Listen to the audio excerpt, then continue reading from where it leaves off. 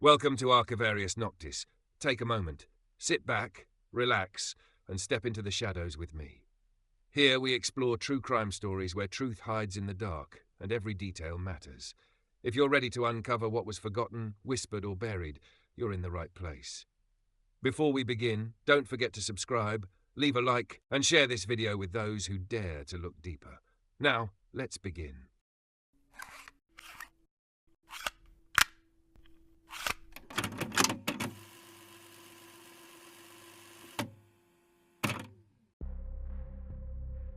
She was just 3 years old, a child on a family vacation in a sleepy beach town on the coast of Portugal. She was supposed to be safe in her bed, asleep, unaware. But sometime between 8:30 and 10 p.m. on May 3rd, 2007, Madeleine McCann vanished, and the world has been searching ever since. This is the story of a child who disappeared without a trace, a case that has crossed borders, bankrupted police budgets, destroyed reputations, and spawned a storm of speculation. Welcome to the channel. Today we're taking a deep, detailed investigative journey into the case of Madeleine McCann. On the evening of May 3rd, 2007, the air in Praia da Luz is soft and warm, the kind of coastal night that makes a holiday feel safe, almost sealed off from the harshness of real life. Families move between apartments and restaurants.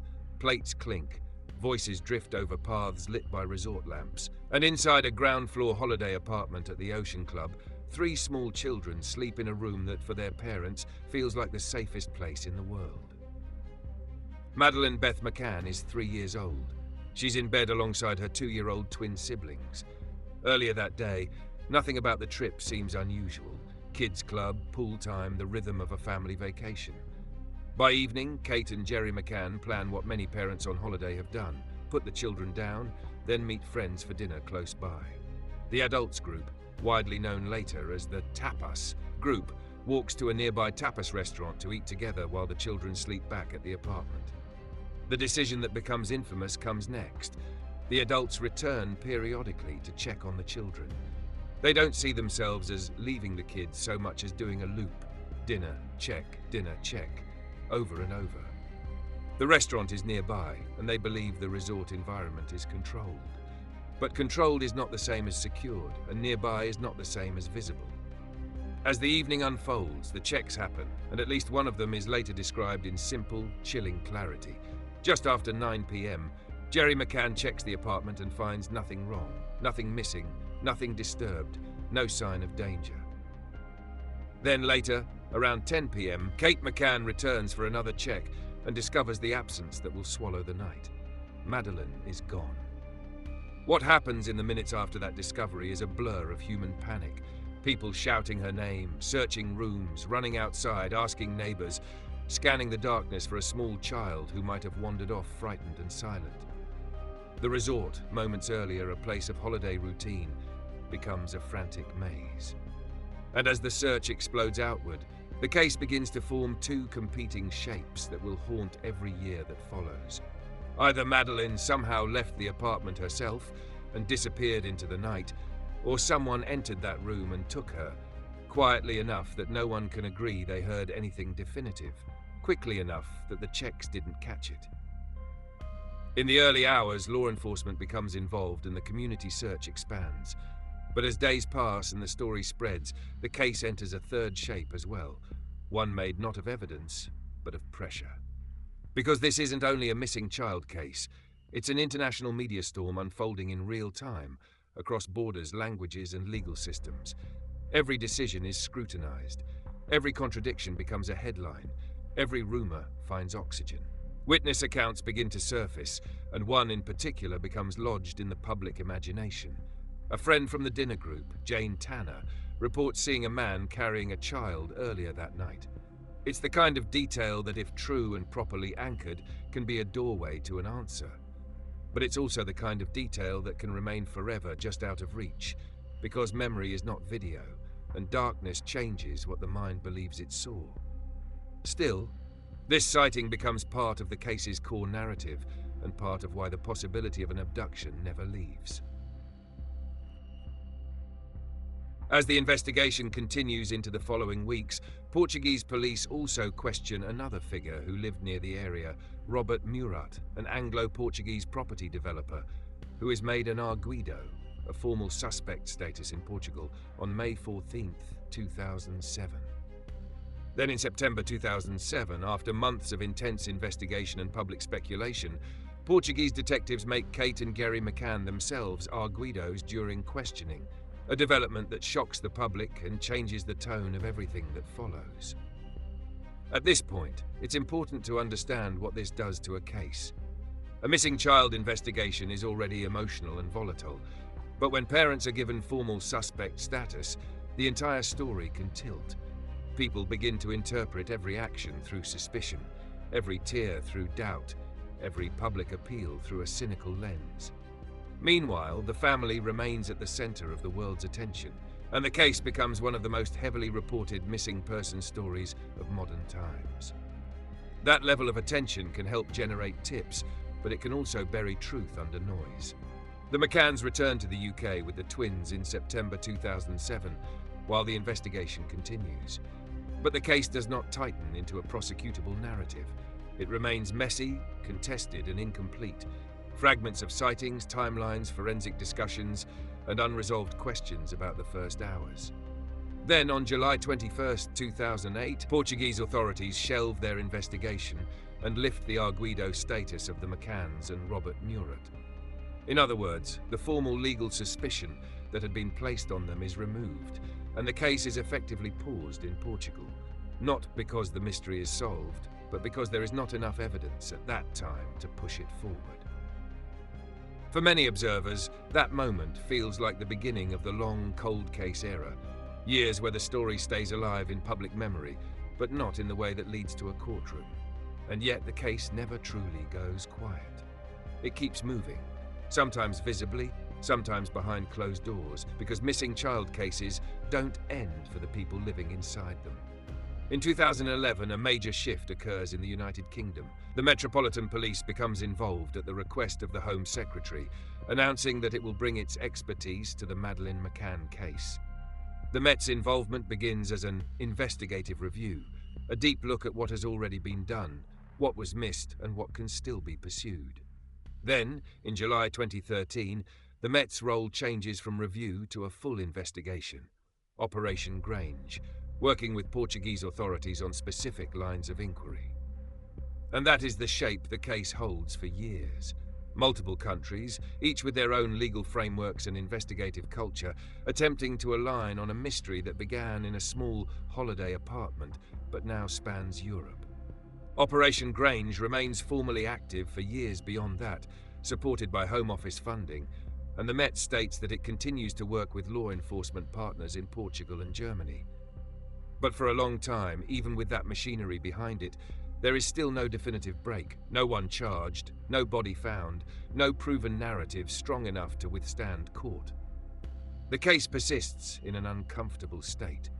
Public certainty without legal certainty, theories without proof, suspicion without indictment. Then, in June 2020, the story changes again, sharply and publicly, when German prosecutors announce they are investigating a German national on suspicion of murder and state that they assume Madeleine is dead. Reuters reports the Braunschweig prosecutor's office describing their investigation as a murder inquiry, and that framing matters because it signals a level of confidence in their working theory even without a trial. UK authorities, meanwhile, continue to treat the case as a missing person investigation, illustrating how two official positions can exist at once when a case crosses borders and proof has not been tested in court.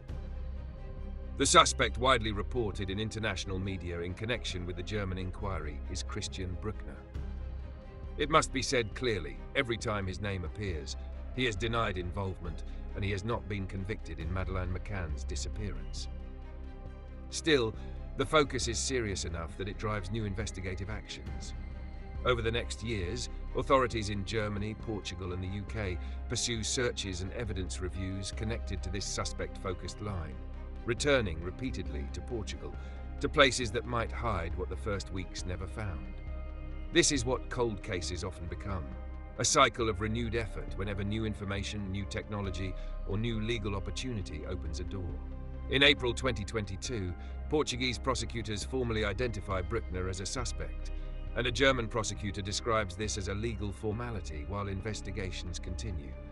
Again highlighting that legal steps in one country can be procedural moves rather than public declarations of guilt. Around this same period, reporting also reflects German prosecutors speaking about the existence of evidence that could be incriminating, yet still not enough to bring a case into court. By 2025, the urgency rises because a real-world deadline is approaching. Bruckner is serving time in Germany for an unrelated crime, and his sentence is nearing completion. That matters because investigators often face a stark practical reality. If a suspect is in custody for something else, there is time to build a case. Once released, that time pressure becomes intense and the logistics become harder. In January 2025, Reuters reports a blunt statement from the German prosecutor. There is currently no prospect of charges in the Madeleine case against the suspect. That line is devastating for anyone hoping for imminent resolution, because it translates to one hard truth. Even if investigators strongly suspect, courts require proof, and that threshold has not been met. Then, in June 2025, Portuguese police launch a new search in the Algarve following a request from German authorities, according to Portugal's Investigative Judicial Police, PJ, as reported by Reuters. These renewed searches are the visible tip of an ongoing effort. Teams returning to abandoned buildings, wells, scrubland, places that could have been overlooked, or places newly relevant because investigators believe they can connect a person, a route, a property, or a timeline to them. And still, no public announcement arrives that says what the world has waited to hear. Found evidence that proves what happened, found evidence that leads to charges, found evidence that brings Madeleine home. In September 2025, Reuters reports that Bruckner, described as the main suspect publicly associated with the German investigation, is released from a German prison after serving a 7-year sentence for an unrelated sex crime. His release does not end the investigation, but it changes its intensity, because investigators now have to manage risk, surveillance, cooperation requests, and legal options without the leverage of a suspect already confined. And through all of these years, Portugal's early investigation, the UK's Operation Grange, Germany's murder inquiry framing, the case remains at its core a single unanswered question. What happened between the moment the children were put to bed and the moment Kate McCann found Madeleine missing? Because the haunting detail isn't only that she vanished. It's that she vanished from the most ordinary setting. A holiday rental, a bed, a room her parents had checked. No dramatic forced entry universally agreed upon. No single witness whose account becomes a clean key. No trail that holds up under every legal test. Just absence. If you sit with the timeline, the night feels like it's made of narrow windows, small stretches of time where something could have happened. A check that comes back normal. Another check that finds emptiness. And between those two moments, the entire case lives. In true crime, people often chase certainty by filling in blanks with story. But this is where the Madeleine McCann case resists narrative satisfaction. The facts we can say out loud, supported by reporting and official statements, do not create a complete ending. They create an outline of a tragedy and an investigation shaped by international cooperation, public pressure, and time. We know the parents were dining nearby while the children slept, and that checks were made. We know the disappearance was discovered at about 10 p.m. in the widely reported timeline. We know Portuguese authorities later shelved the case in 2008 and lifted Arguido statuses. We know the UK's Metropolitan Police formalised its involvement in 2011, and that Operation Grange became an active investigation in 2013, continuing to work with partners in Portugal and Germany with Home Office funding. We know German prosecutors publicly framed their inquiry as a murder investigation from 2020 onward, saying they assume Madeleine is dead, while UK police maintained a missing person classification. We know that, as of January 2025, German prosecutors said there was no prospect of charges at that time, and that in September 2025 the suspect was released from prison on unrelated matters. We know that renewed searches in Portugal occurred in 2025 at Germany's request. And now we arrive at the part that every audience feels, even if they don't say it. What do you do with a story that has no ending? In a case like this, the truth is not only whatever happened in 2007, but also what has happened since. The way investigations evolve, the way theories harden into beliefs, the way public attention can help and harm, and the way a family remains trapped in a night that never truly finishes. Operation Grange still maintains an official contact point, and UK government guidance has long directed credible information to official authorities rather than rumour channels. The official Find Madeleine campaign continues to ask for relevant information to be passed to investigators. The machinery keeps turning because the alternative, accepting silence as an answer, is unbearable. So if you are reading this aloud, here is the honest tone that fits the facts. Not certainty, not sensationalism, but gravity. A child vanished from a holiday apartment in Praia da Luz. The night was warm, the restaurant was close, checks were made. Just after 9 p.m, nothing seemed wrong. Around 10 p.m, everything had changed. The first investigation could not prove what happened. Years later, the UK launched a major operation. Later still, Germany publicly focused on a suspect and treated the case as murder, saying they assume Madeleine is dead. Yet, as of 2025, prosecutors acknowledged they still lacked what they would need to indict. Searches continued in Portugal in 2025 at Germany's request, and the suspect was released from prison later that year for unrelated convictions. And somewhere inside all of that, inside the paperwork, the interviews, the searches, the legal formalities, the press conferences, the quiet rechecking of old statements, there is a single missing piece that would change everything. One fact, one object, one witness statement that holds, one trace that can be proven, one sequence that can be demonstrated beyond reasonable doubt. Until that exists, the Madeleine McCann case remains what it has been since May 2007, a disappearance without a proven conclusion, a family living in suspended time, and an investigation that still officially has not closed its hands around an answer. Until there is proof, until there is justice, the question remains: where is Madeleine McCann?